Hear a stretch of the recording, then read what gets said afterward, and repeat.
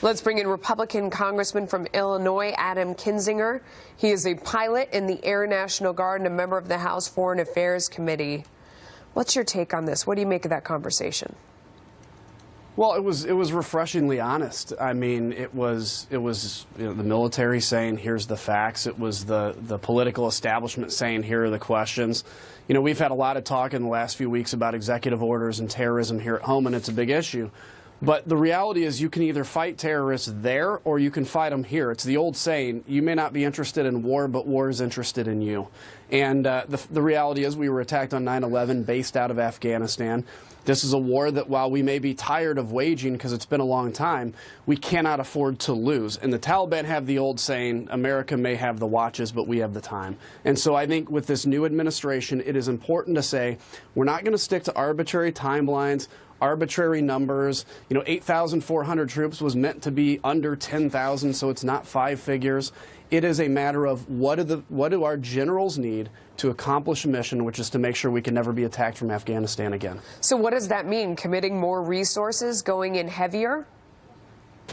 Well, I think it's probably going to take, as the general said, some more troops for the advise and assist.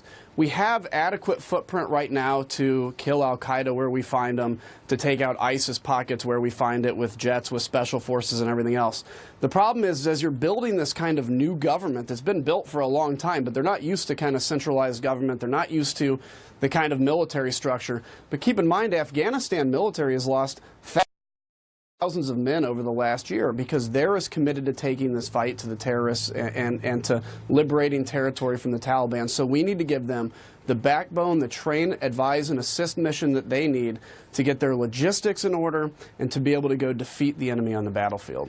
This has fallen in priority, it feels like, or at least in terms of the conversation, coming in behind everything we're talking about with ISIS, with Iran, with Russia. I mean, it's so far down on the list of topics. What's the danger of it being forgotten?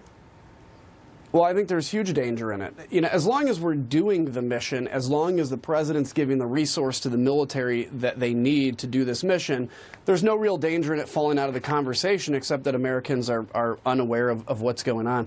But the thing that we forget is there is ISIS strongholds in Afghanistan.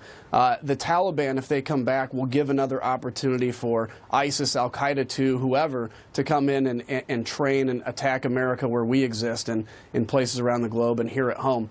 So the danger is, yeah, well, we have very important things like ISIS going on, like pushing back against Iran. We have to be willing and able to walk and chew gum at the same time because, unfortunately, we are in a global war on terror. Yeah. It is a generational fight against terror, and we have to stay committed. Yeah, shows no sign of letting up. Congressman, thank you.